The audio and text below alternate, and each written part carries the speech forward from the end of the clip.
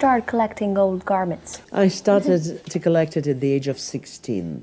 I got the dress, a Victorian dress with a bustle from 1880s, which cost just 10 rubles then. 10 rubles was a meager sum of money. Was there anyone else in your family who was a collector?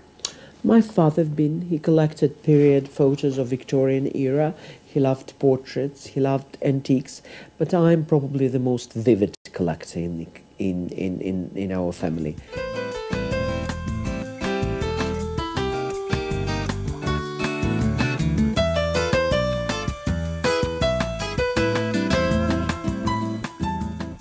Why do you come to the store? I love antiquing, I do collect. Do you have a particular type of things you buy, or do you have preference for maybe a certain period of time? Well, I love, of course, Empire, and I have plenty of those. I love 18th century a lot. I think it's the most elegant and the most divine. I love actually Russian Art Nouveau, which is not very easy to find those days.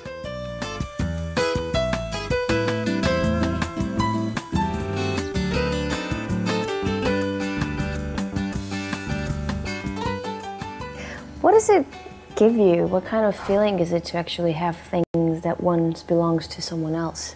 I couldn't see any resistance. I can't feel anything that actually takes me off from those objects. No, I love them. I love their feeling. I love the warmth. I feel just the positive energy. I never felt anything wrong.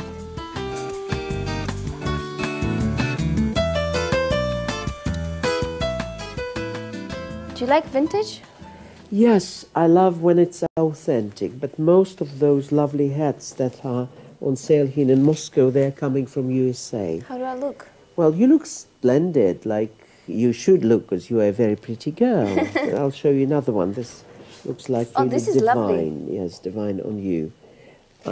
This is not, of course, a priority here. Since we traced 70 years of the communist regime, we didn't have all those hats in vogue during those years. I loved here, I will show you, those wonderful canotiers. It's, of course, that's men's hat, right? That's men's hat. Are this the same period of time? No, not at all. This is 50s. This is made in Constantinople, which is the capital of the Ottoman Empire. Well, when you started collecting things, how did people around you react? Did anyone think it was strange? Everybody think it was strange. They thought that it was strange when I've been a child. I mean, when you are 12 and you're already collecting antiques, they think, oh, somehow mad. I mean, they actually didn't like the fact that I've been going into the dust bins of Moscow because there were no antique shops. So where would you get your stuff back then? Well, lots of them were on the street. People were throwing away constantly the things while moving from one apartment to another. And they wouldn't understand actually the quality, the time, and the preciousness of the things.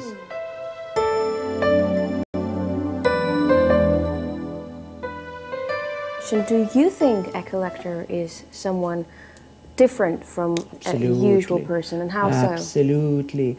I think collectors live in different world, and we're not just living for ourselves. I'm not living for myself. I'm living for the future generation, those who would take more advantage of what I've been able to collect of the collection. And I'm dreaming to organize a fashion museum in Russia. Alexander got the opportunity to substantially add to his collection when he moved to France. He started buying clothes and accessories that belonged to first-generation Russian immigrants who'd been living in Paris since the 1920s. After the Bolshevik Revolution in 1917, the French capital became one of the main centers for Russian immigrants. Thousands of aristocrats fled the country and spread all over the world. But in their new homelands, their social status gave them no privileges. Former officers of the Tsarist army had to take up jobs as taxi drivers. Former ladies who served at the court became shop assistants, seamstresses or models. When you moved to Paris, did you feel right away that you fit in with the Russian immigrants? I wouldn't say so. They were a very, very restrict society, and they wouldn't let any strangers to go inside. I was not a stranger. My grandfather from both maternal and paternal sides were Russian Tsarist officers. It was a ticket in. This was a ticket in. Did you ever feel like an immigrant yourself? Of course, for a very long time. And I know what is the feeling. Now, when I work in Russia, I don't have this feeling anymore. Though, even in Russia, they do think sometimes that I am a stranger coming from Paris. Do you still ever feel lonely? Of course. And I love to be lonely. I love to come to my home when I'm just the only person there. And of course, you are never alone if you believe in God. Meeting Russian immigrants in Paris inspired Alexander to write his first book, Beauty in Exile. Published in Russia in 1998, it was named the best illustrated book of the year and has been reprinted over 8 times. In 2001, it was translated into English and appeared in bookshops in New York. One of the Russian TV channels also made a series of programs based on the book, which was presented by the author. This brought Alexander to the attention of a wider audience, and now his fans number not just specialist couturiers, but also the general public. Any new books are snapped up eagerly, with people waiting in line to receive a signed copy. May I have your autograph? Yes, of course, witness. Sofiko.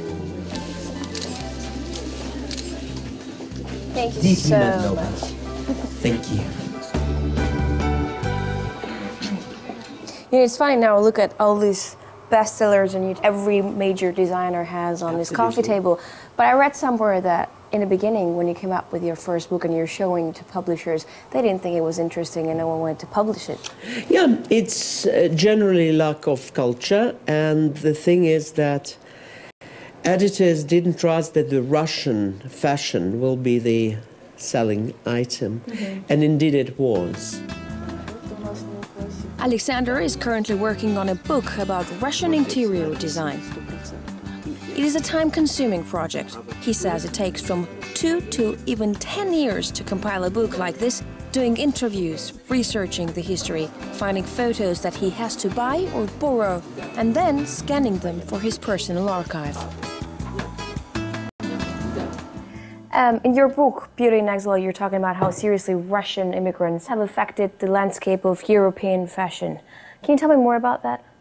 After the Bolshevik revolt, lots of Russian families had to leave Russia through the different ports. The diamonds that they brought with them were sold out very quickly, and they had to work. And women started to go into fashion. High cheeks, beautiful eyes, blondes, beautiful figures, and educated multilingual persons. They start to work there as models, and some of them as designers. What about now? Do you think Russia still has an influence in the world fashion or on the world fashion? Honestly, no. I would say as the customers, Russians are the greatest customers of the fashion industry today. If you know the numbers, 27% of the world luxury industry goes now to Russia. 27%. Same as to the Arab Emirates.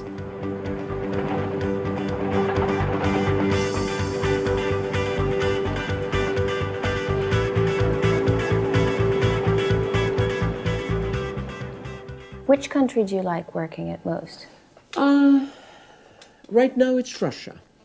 They're the most generous, the most demanding, and they want you.